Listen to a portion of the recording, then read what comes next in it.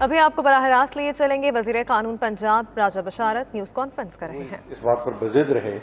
کہ وہ جلسہ کریں گے، لیکن میں یہاں آپ سے عرض کرنا چاہتا ہوں کہ جب ہم کووڈ کے کیسز میں اضافے کی بات کرتے ہیں تو میں بغیر کسی فگر کے چکر میں پڑے یہ آپ کو عرض کرنا چاہتا ہوں کہ اس وقت میں آپ گورنمنٹ کے 2 منسٹر اس سے متاثر ہو چکے ہیں، ہمارے سینئر بیوروکریٹس اس سے متاثر ہو چکے ہیں اور یہ سلسلہ بڑھ رہا ہے۔ یہ تمام چیزیں ہمارے پیش نظر تھیں اور اگر ہم چاہتے تو شاید ہم کووڈ کا جو ایکٹ آیا ہے حکومت پنجاب کا اس کے تحت جلسے پر پابندی بھی لگا سکتے تھے، لیکن جیسا کہ آپ کو معلوم ہے یہاں پر سیاست کے شوق میں قومی ذمہ داریوں کا احساس جو ہے اس کو پس پشت ڈال دیا جاتا ہے، تو وہ لوگ بضد تھے، اس لیے ہم نے لوکل انتظامیہ جو ہماری گوجرانوالہ کی، ہم نے ان سے کہا کہ وہ ان کے ساتھ رابطہ کریں اور معاملات کو طے کرنے کی کوشش کریں۔ ان کے ساتھ بھرپور طریقے سے مذاکرات ہوئے اور باقاعدہ اسٹیمپ پیپر پر جلسہ کی انتظامیہ نے ہمیں ایشورنس دی ہے کہ وہ کووڈ کے حوالے سے جو ایس او پیز ہیں گورنمنٹ آف پنجاب اور میں سمجھتا ہوں کہ عالمی طور پر عالمی اداروں کی طرف سے کووڈ کی جو انسٹرکشنز دی گئی ہیں وہ ان پر عمل درآمد کریں گے۔ میں خاص طور پر آپ سے یہ عرض کرنا چاہوں گا کہ آپ حضرات جو حکومت کے ساتھ گوجرانوالہ میں جلسے کے حوالے سے اسٹیمپ پیپر پر ان کا ہمارے ساتھ معاہدہ ہوا ہے جس پہ 2 MNA صاحبان کے دستخط موجود ہیں، آپ ضرور اس کا ملاحظہ کیجئے، آپ کو خود اندازہ ہو جائے گا کہ انہوں نے اپنے آپ کو کس حد تک پابند کیا ہے کہ وہ ان پابندیوں پر عمل درآمد کریں گے۔ لیکن آج عملی طور پر اگر وہ ان پابندیوں پر عمل نہیں کرتے جو خود انہوں نے تحریری طور پر اسٹیمپ پیپر پر دیے ہیں، تو میں سمجھتا ہوں کہ گورنمنٹ آف پنجاب اس بات کا حق رکھتی ہے کہ پھر ان کے خلاف جو ہے قانون کے مطابق کارروائی کی جا سکتی ہے۔ یہاں میں یہ بھی آپ کی خدمت میں عرض کرنا چاہتا ہوں کہ ہمیں یہ لکھ کر دیا گیا ہے کہ وہ جلسہ کے شرکاء کو ماسک بھی فراہم کریں گے، سینیٹائزر بھی فراہم کریں گے اور سوشل ڈسٹینسنگ بھی رکھیں گے۔ اب دیکھتے ہیں،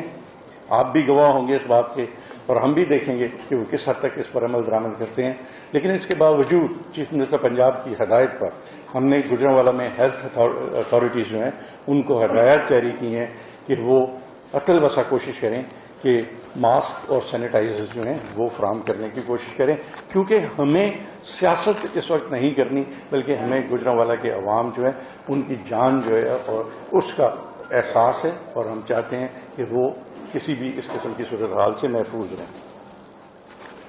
میں اگلا جو ان کا اعتراض ہے میں ذرا اس پہ تھوڑا سا بات کرنا چاہوں گا کہ آپ کو یاد ہوگا کہ یہاں پر اس بات کا بہت زیادہ چرچا کیا جاتا رہا ہے اور کیا جا رہا کہ جلسہ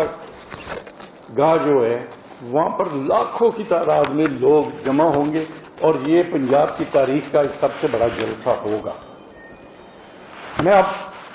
پریکٹیکل بات کرنا چاہ رہا ہوں جس کا میں سمجھتا ہوں کہ یہ کوئی سیاسی بیان نہیں ہے، یہ ایک حقیقت پسندانہ بات ہے جو میں آپ کے حوالے سے شیئر کرنا چاہوں گا۔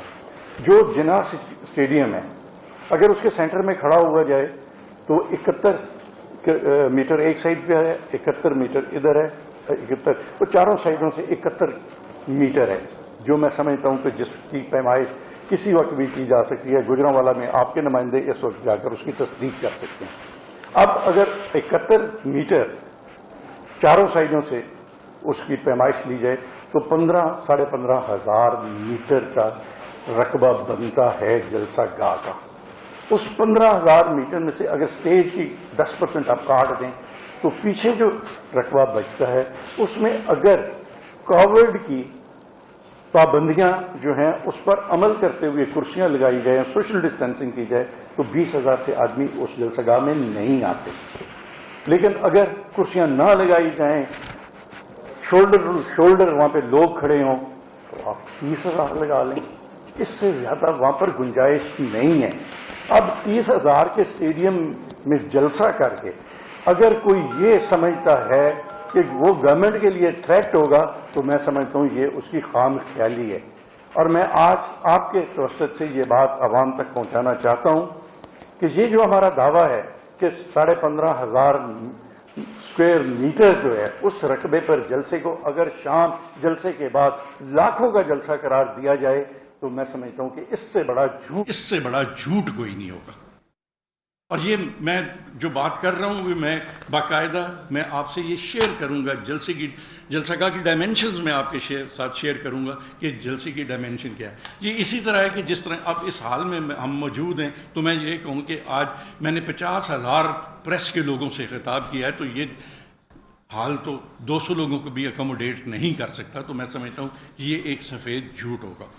اس کے بعد آپ نے دیکھا کہ گرفتاریوں سے متعلق بہت شور گرفتاریاں ہو رہی ہیں گرفتاریاں ہو رہی ہیں. میں ایک لاجک آپ سے شیئر کرنا چاہتا ہوں کہ جب دو فریقین کے درمیان عدم اعتماد ہو اور اعتراض اس بات کا ہو کہ ہم ان کے لوگوں کو گرفتار کر رہے ہیں تو کیا وہاں پر پھر امن کے معاہدے ہوتے ہیں؟ اگر ہم نے لاہور میں گرفتاریاں کی ہوئی تھیں، اگر لاہور کی قیادت کو گرفتاریوں پر اعتراض تھا تو آج رات 2:30 بجے انہوں نے ہمارے ساتھ معاہدہ کیوں دستخط کیا، جس معاہدے پر ملک پرویز صاحب کے دستخط موجود ہیں اور عمران نذیر صاحب کے دستخط موجود ہیں. دیکھیں جب گرفتاریاں ہو رہی ہیں تو وہ ہمارے ساتھ بیٹھیں گے کیوں؟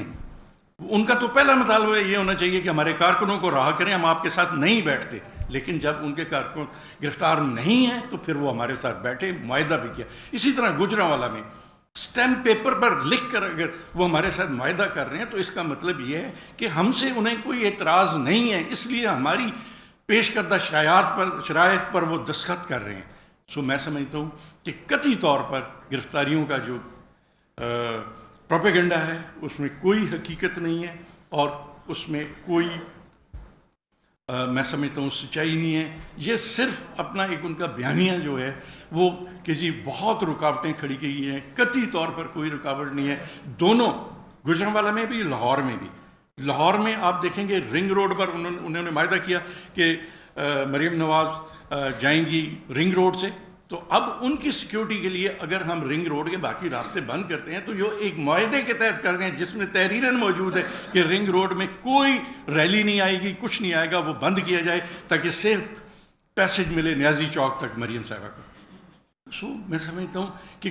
نہ کوئی راستہ بند ہے. مجھے ایک جگہ سے اس چیز کا مطالبہ بتا دیں کہ جہاں سے وہ ریلی لاہور سے لے کر جانا چاہ رہے ہیں. آپ مجھ سے بہتر جانتے ہیں، لاہور کو کور کرتے ہیں، کہاں سے لاہور سے ریلی جا رہی ہے اور جس ریلی کو روک دیا گیا. سو میں سمجھتا ہوں کہ یہ بالکل بے بنیاد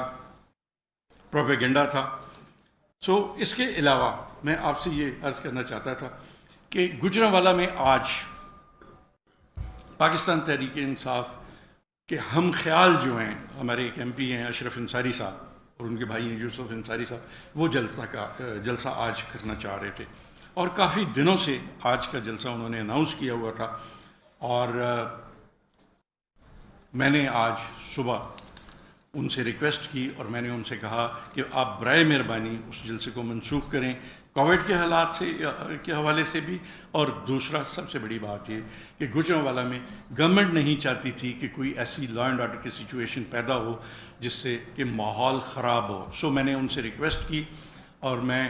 آج آپ کے توسط سے ان کا شکریہ بھی ادا کرنا چاہتا ہوں کہ انہوں نے میری بات کو مانا، انہوں نے اپنا جلسہ کینسل کیا. میں ان کا شکریہ ادا کرتا ہوں. اس کے علاوہ میں آپ سے یہ عرض کرنا چاہتا ہوں آخری بات کہ یہ پہلی بار ہوا ہے کہ حکومت نے اپوزیشن کے ساتھ جلسے کے حوالے سے مذاکرات کا دروازہ بند نہیں کیا. آج رات بھی ذاتی طور پر میں اس کو مانیٹر کر رہا تھا. ہماری انتظامیہ رات 3 بجے تک ان کے ساتھ موجود تھی اور رات 3 بجے ہم نے ایک معاہدہ دستخط کیا ان کے ساتھ. لاہور کی بات کر رہا ہوں. اس سے ایک دن پہلے گوجرانوالا میں جو ہم نے معاہدہ کیا اس کا بھی میں سمجھتا ہوں کہ وہ بھی آن ریکارڈ ہے. تو میں عرض یہ کرنا چاہتا تھا کہ یہ پہلی بار ہوا ہے کہ گیم کے رولز اینڈ ریگولیشنز کو ٹیبل پر بیٹھ کر طے کیا گیا ہے. تو میں سمجھتا ہوں کہ جب چیزیں ٹیبل پر بیٹھ کر طے کی جا رہی ہوں تو پھر ان کے متعلق یہ نہیں کہنا چاہیے کہ پکڑ دکڑ ہو رہی ہے. اگر مثال میں آپ کے دینا چاہتا ہوں، آپ میں سے کوئی صحافی بھائی یہ مجھے کہے کہ جی میرا بھائی پکڑا ہوا ہے، تو وہ ادھر میرے بیٹھتے ہی سب سے پہلے وہ یہ بات کرے گا کہ جی آپ تو گرفتاریاں کر رہے ہیں. قانون پنجاب کانفرنس کر رہے تھے. انہوں نے کہا سیاست کے شوق میں قومی ذمہ داریوں کے احساس کو پس پشت ڈال دیا جاتا ہے. جلسے کی انتظامیہ نے ہمیں ایشورنس دی ہے کہ کووڈ کے SOPs پر عمل درآمد کیا جائے گا. انہوں نے کہا گجرانوالہ کا معاہدہ بھی آن ریکارڈ ہے.